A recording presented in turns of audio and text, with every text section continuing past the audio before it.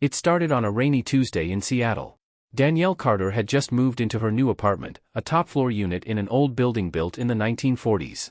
The rent was cheap, the neighbors were quiet, and the place had that classic charm.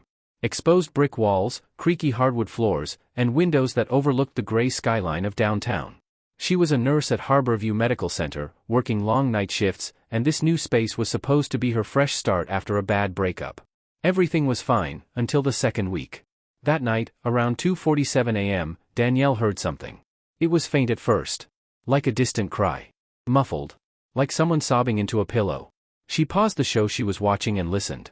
The sound didn't stop. It was soft, but it was coming from inside the walls. She put her ear against the drywall. A child's voice. Whimpering. Whispering. "Please, help." Danielle's heart jumped. She stumbled back, unsure whether she was dreaming or losing her mind. But the crying continued. She called the building superintendent. No answer. The next night, the sound returned. This time, closer. More desperate. So Danielle did what anyone would do. She called 911. The line picked up. "Seattle 911. What's your emergency?" "There's someone crying inside my walls," Danielle whispered. "I think it's a child. Maybe trapped? Please, someone needs to come." The dispatcher paused. "You've called before, haven't you?" Danielle blinked, confused. "No. This is my first time calling." The dispatcher's voice turned cold. "You died in 2019, Danielle." Click. Silence. Danielle sat frozen with her phone still in her hand. Her chest tightened, her fingers trembling. What had she just heard? She tried calling again. But this time, the call didn't go through. Just static. Dead air. She checked her phone logs. The last call, the one to 911, wasn't listed. The next morning, she went to the leasing office. "I need to know about this building," she said. "Has anything happened here?" The manager, an older woman named Lisa, gave her a look. "What do you mean? Anyone ever die here? Go missing?" Lisa's expression darkened. She pulled Danielle aside, lowering her voice. "We don't talk about it much. But yeah. There was a girl here. Same unit you're in now. Back in 2019. Danielle's blood ran cold. "What happened?" Lisa hesitated. "She called 911. Said she heard someone in the walls. They found her body 2 days later. No forced entry. No signs of trauma. It was like she just stopped living." Danielle couldn't breathe. "What was her name?" Lisa looked away. "Danielle Carter." Danielle raced home, her heart pounding in her ears. She tore through old boxes, trying to find something, anything, to explain what was happening. She found a photo ID from her hospital job. It was hers. Same face. Same name. But the issue date was from 2018.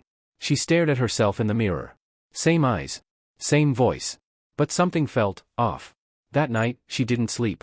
Instead, she grabbed a flashlight, moved her dresser, and began tapping along the wall where the crying had come from.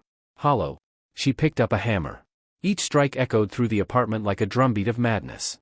She smashed through the drywall. Behind it wasn't insulation. Or piping. It was a narrow, vertical shaft. Just wide enough for a person to slide through. And inside it, darkness. She reached her hand inside. Cold. Something brushed her fingertips. Then a voice. "Don't let her in." Danielle jerked back. But it was too late. A hand reached out. Not a child's hand. Long, bony fingers. Pale. With cracked nails and skin that peeled like frostbitten flesh. The hand grabbed Danielle's wrist and yanked her forward. And then she heard it. The same voice from the 911 call. The dispatcher's voice. Echoing from the dark. "You've already died, Danielle.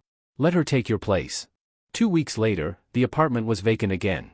A new tenant moved in. Another nurse. Coincidentally, also named Danielle.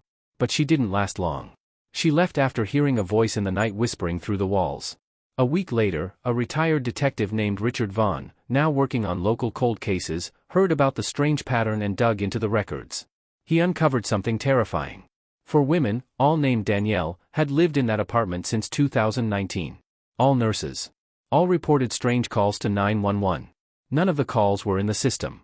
But in an old storage locker, buried under police evidence boxes, Richard found something else.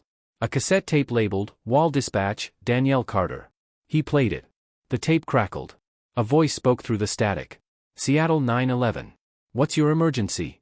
A woman's voice. "There's someone inside my wall. Please. Pause. You've called before. You died in 2019. Then, silence. Then, soft breathing. Then, crying. Coming from the other side of the tape. Muffled. Hollow. As if someone were trapped. Inside. Richard stopped the tape. He never spoke of it again. But the apartment remains. Still rented. Still cheap. And late at night, if you press your ear to the wall, you might hear it too. That muffled whisper. That breathless cry. Help me. Or worse. A voice whispering your name. Telling you, you were never alive at all.